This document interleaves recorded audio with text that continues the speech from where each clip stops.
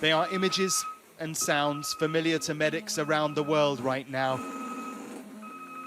But this is Gaza, where the ability to treat the coronavirus is so much harder. In this blockaded and overcrowded enclave, it is a daily battle. At Gaza City's Al Ramal clinic, they are testing as much as they can. It is the same story everywhere. The more you can test, the more you can isolate, the more chance you have of containing the virus. But the vaccine is the real way out of this, and here they could be months away from receiving it. Yet, just 50 miles away at Israel's main airport, the latest consignment of vaccine arrived at the weekend.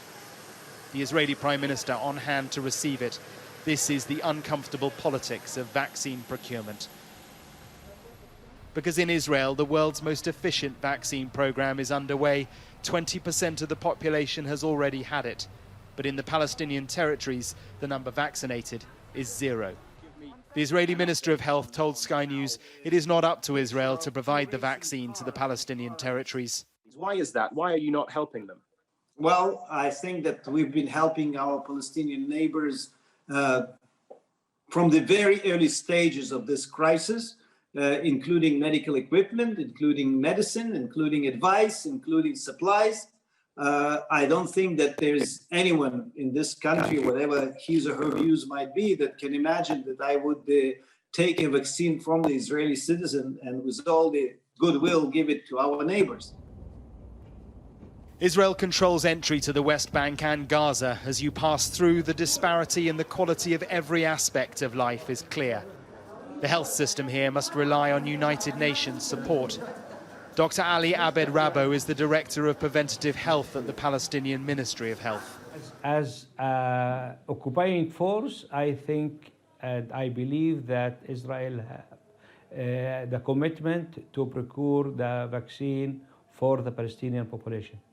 It's true that according to the Geneva Convention, an occupying power is responsible for healthcare. But the Oslo Peace Accords signed by Yasser Arafat 3 decades ago handed responsibility for health and plenty more to the Palestinians. The problem is, Oslo was supposed to be temporary, a roadmap to a proper state of Palestine which has never come. Israel remains ever present. There is fault and stubbornness on both sides. Have the Palestinians asked Israel for help with the vaccine? No. It should, they say, be offered by the occupying power.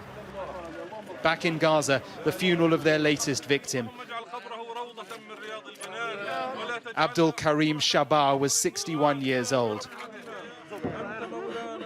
Officials here are unwilling to ask for Israel's vaccine, but would be unlikely to get it now, even if they did. They say their own procurement of jabs will come in the next few months. Mark Stone, Sky News in Jerusalem.